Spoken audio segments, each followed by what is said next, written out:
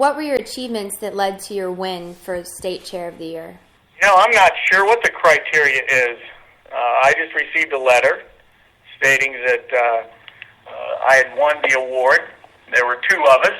I did not solicit my name, so I'm not quite sure how I became State Chairman of the Year, but I do my job of seeing to it that members of our caucus are aware of ALEC and seeing to it that they get the information, and that's pretty much it. So then your chief job as ALEC State Chair is to recruit new members? I would say that's my chief job for as State Chair, is to recruit members as they come in, inform them, and re-enlist those members, because it's just a 2-year membership, and I enjoy it.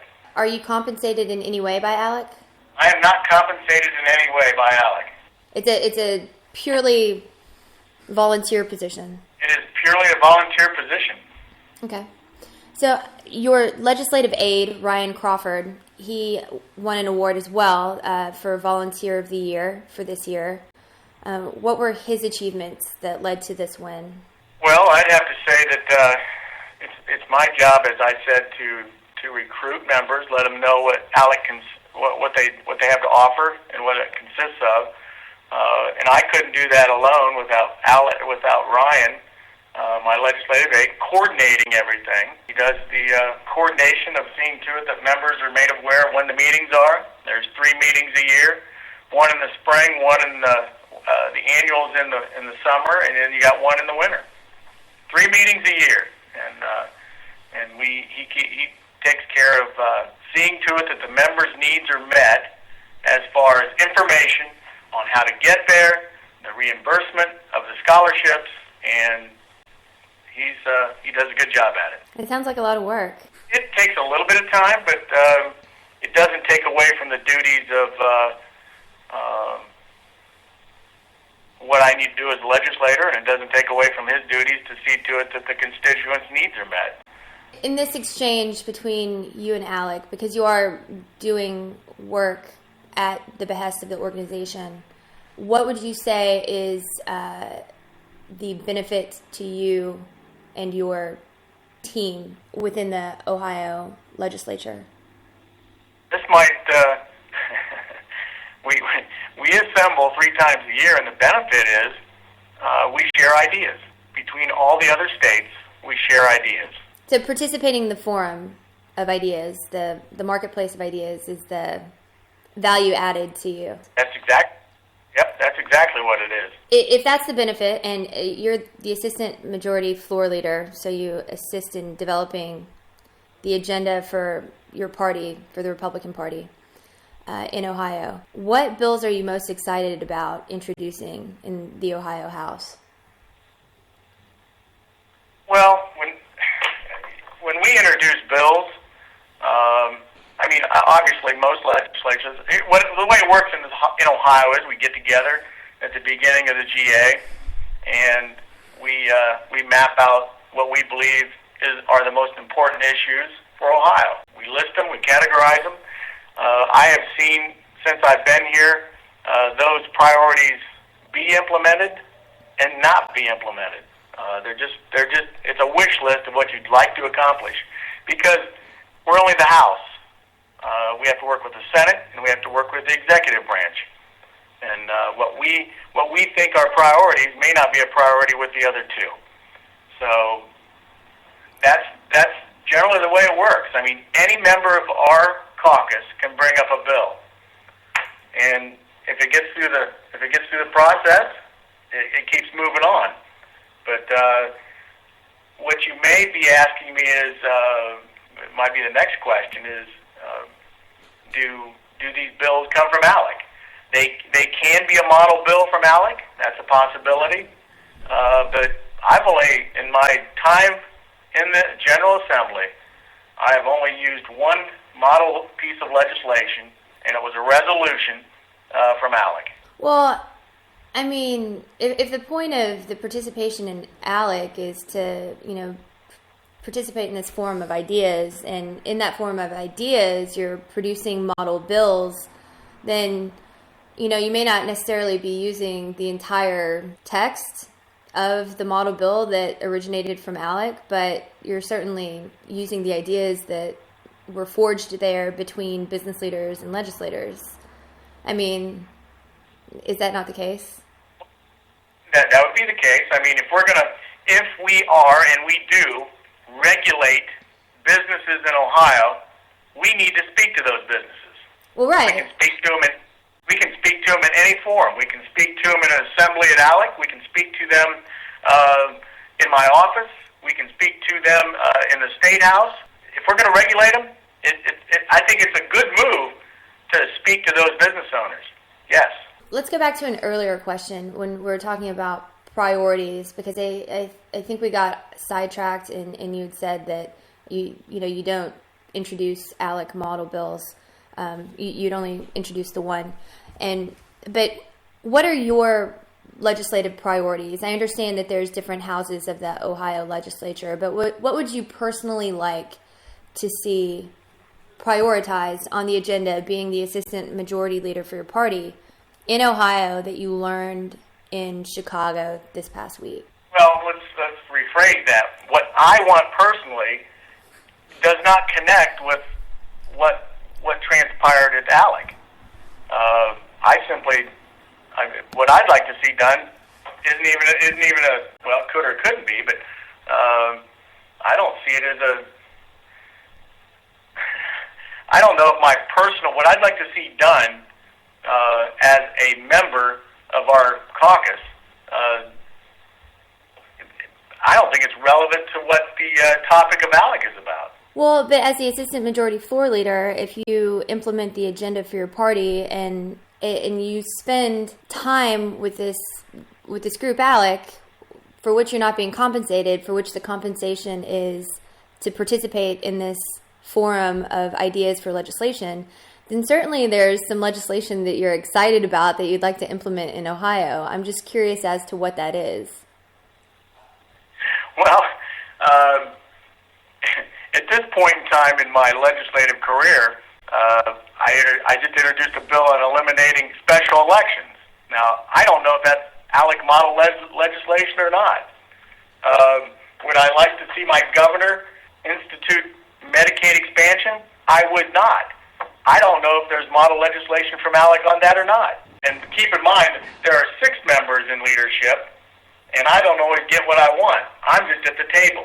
Right. So let's leave out ALEC legislation entirely. What are some of the initiatives that you're pushing for this fall in the Ohio House? Are you referring to that you mentioned at the beginning of the question? Are you referring to, you said leave ALEC out of it?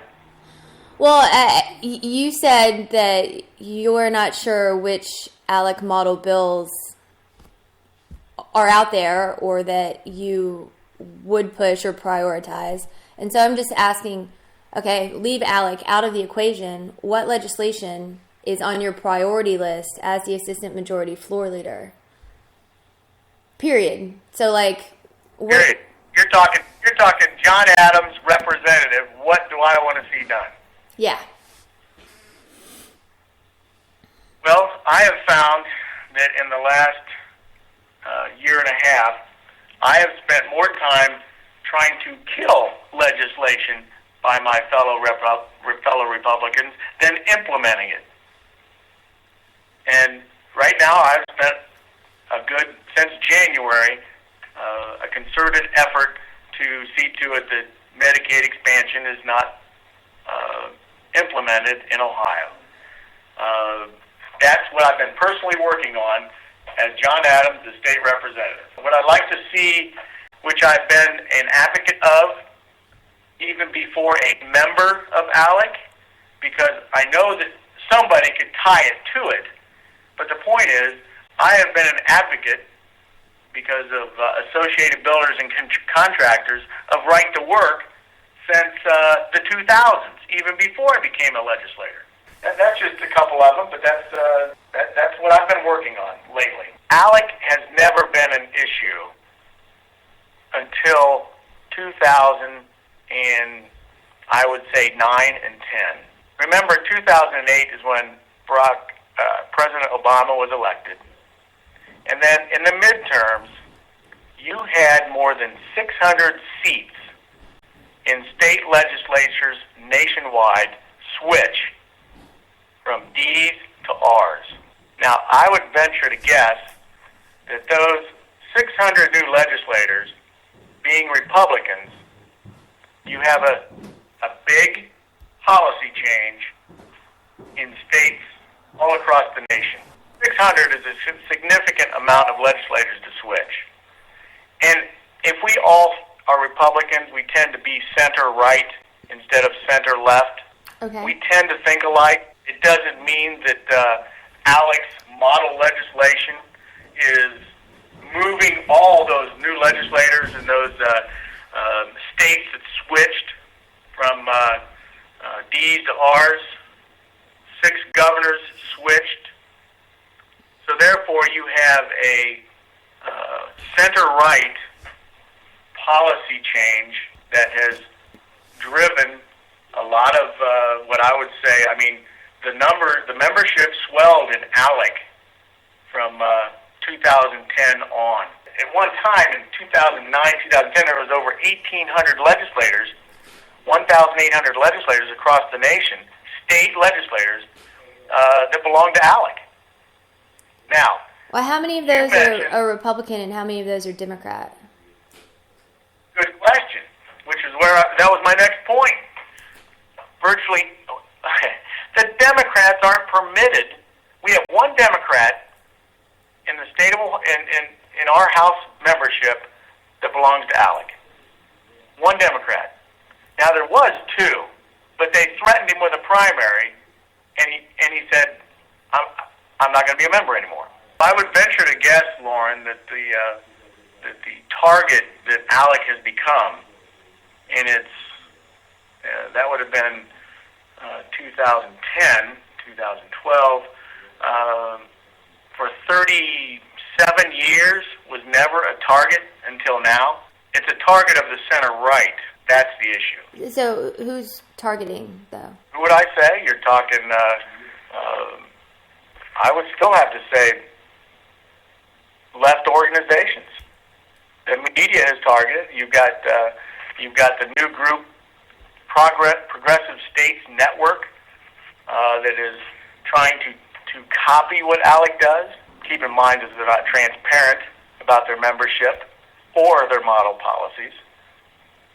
The board consists of legislators and union leaders, and their startup money was from Tides Foundation and George Soros. Well, to counter that, would ALEC be an orchestrated effort on behalf of right-wing legislators to push a right-wing agenda?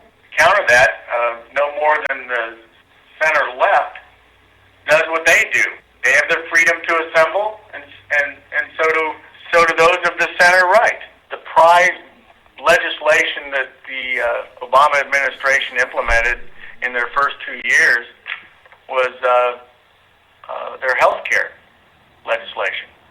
That has to be implemented by the states. And when a lot of those states in the midterm elections switched, it makes it very difficult for that legislation that the president wants implemented to be implemented.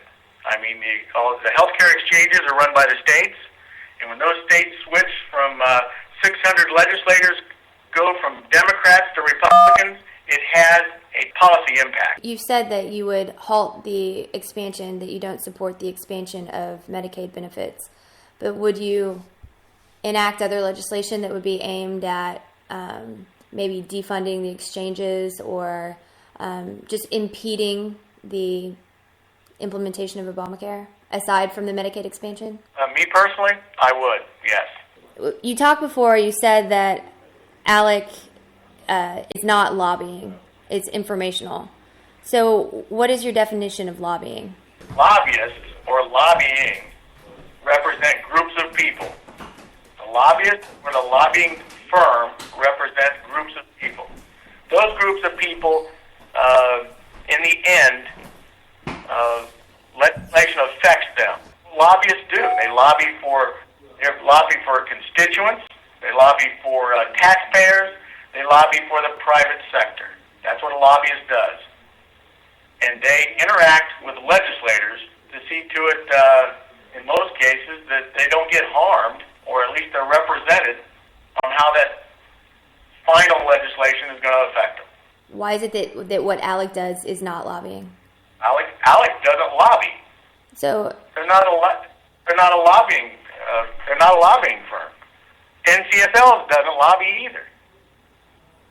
CSG doesn't lobby either. But so ALEC in particular, but none of these groups is advocating for particular policy positions to legislators? No, they're not. Legislators get together, create model legislation. They can use it or not use it. They're not lobbying for any particular position.